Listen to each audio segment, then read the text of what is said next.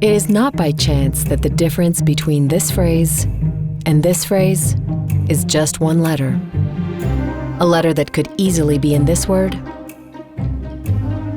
but should not be in this word, and suits this one perfectly. It is intentional that we are focused on the letter Y and not another letter, because the Y is more than a letter. It is a symbol. Two roads that lead into one. Two projects joined to become one. Ours and our clients. And on that road, we evolve together. Together towards better business outcomes. Together towards mutual growth. Together towards a strong and trusting relationship. At Baufest, we believe in the Y theory. The Y is a symbol of all the things we can accomplish together, because we believe that your project is the same as ours. Are you ready to start this journey together? Baufest, evolving business together. From our service centers located in Buenos Aires, Santiago de Chile, Lima, Mexico City, Monterrey, Boston, Seattle, and Madrid, we provide innovative software and IT solutions to more than 200 leading companies in 50 countries. With 30 years of history, more than 2,000 projects executed, and a team of more than 700 professionals, we have become one of the top 5 software development companies in sales volume in Argentina. According to the Great Place to Work Institute, we are one of the best companies to work for and have been awarded the qualification of investment grade by the risk analysis agency Standard & Poor's. Our company was born in Buenos Aires in 1991 under the name of Bauhaus, after the German design school that sought to integrate art and industry.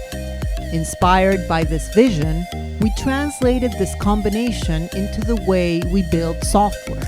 In 1994, we changed to our current name, Baufest, a play on words meaning solid construction in German.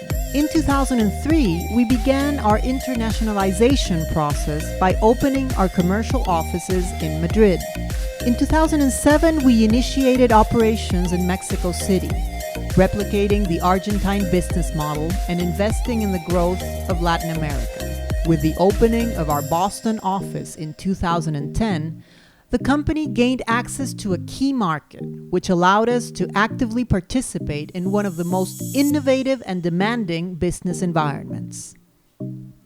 In the year 2015, we began operations in Santiago de Chile, thus consolidating our expansion in Latin America. Additionally, we opened an office in Seattle, serving clients in the West Coast of the United States.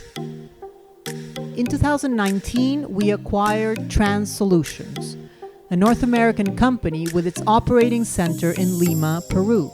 During that same year, we strengthened our presence in Mexico by opening an office in Monterrey.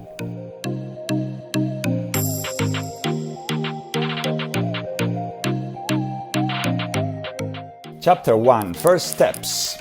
Our first steps in the US market were very early in 1998 with our client SC Johnson, an international consumer products company. SC Johnson was a steady client since 1993. They contacted us in Argentina to develop custom-made software solutions for their local sales and financial areas. After some initial success, they appointed us to develop regional applications that were developed and used all over their LATAM subsidiaries during several years. These services gave us exposition to the global IT organization, and after some time, that team appointed us to engineer some global digital products working directly with the headquarters in IT groups. In 1998, we started a relationship that after several years became an important business unit of about 60 professionals for us. We were providing offshore IT services from Argentina to the US in software development, application integration, application maintenance and support, and business intelligence and data-related services. During this period, We learned a lot about the US culture and the way our US clients were willing to receive the services, the US professional services culture. But there was a problem. The relationship with the client was excellent. In fact, we had 100% customer satisfaction index. The business was good. The team was happy. But in 2010, 12 years after our first steps, we had this only client in the US. Chapter 2, Decisions and Crisis.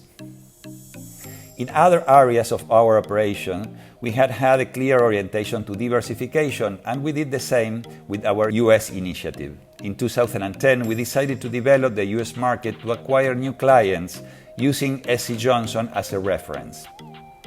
We decided to open a local operation and invest in a local team. After some research, we hired our first US country manager, a guy that was living in Buenos Aires for some time and was from Boston. Boston seems to be an excellent spot for us because there were many corporations like SC Johnson in the area.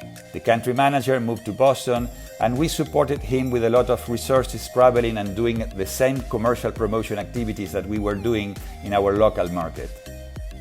This initiative was a failure. We were able to secure only small projects from small clients, no big corporations like SC Johnson. We learned several lessons in this second phase. One was the importance of setting up the correct team. During that phase, we hired 2 country managers with different characteristics, but both of them with experience in the US market, but none of them with experience in our business, and that turned out to be a key error. We also learned that there were problems with the clients we were targeting. Although the client segment was the same that we were targeting in LATAM, we learned that the physiognomy of each prospect account was different. And at the end of this period, we faced another big problem. SC Johnson decided to conduct a reorganization in its IT department and started to hire a big global firms. That quickly displaced our teams, and our strong relationship with our only important client started to fade. Chapter 3, A Fresh Start. After 5 years trying, we contacted a new country manager with experience in our sector and in the US market. With him, we analyzed our past experiences and identified what needed to be changed. The result was that we need to change several things. Number 1 was the target client market. Instead of going to the top tier of big corporations, that was our market in LATAM, we decided to go to the upper mid-market in the US, because the structures of the top tier LATAM companies was like the upper mid-market in the US, and our capabilities will fit much better to this new target market. Second, we decided to change the service offerings. Instead of presenting ourselves as an offshore software development company, we should approach these new clients as an IT local service company with offshore capabilities, but with local footprint. This implied to commit to develop not only a local commercial team, but also a local delivery capabilities. Number 3, we changed the go-to-market approach, relying more in the trusted network of contacts than in cold calls or marketing campaigns. And number 4, very important, the US Baufest unit as a US company. To be really successful in the US market, we have to be attractive as a US company to attract good US people to the team. After a couple of years of initial ramp-up and adjustment, this strategy was shown to be effective. Today we have 10 new different clients with a blended team of 100 professionals servicing them from US and LATAM with revenues of around $10 million for the next year. These are the key lessons that we learned during our internationalization process into the US.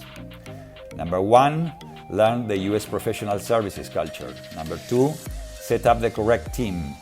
Number 3, rethink your company to be attractive in the US market for US people. Number 4, analyze your target client segment.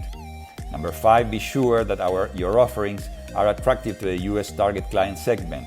Number 6, rethink your go-to-market strategy. And number 7, and very important, be patient, probably will take time. Thank you.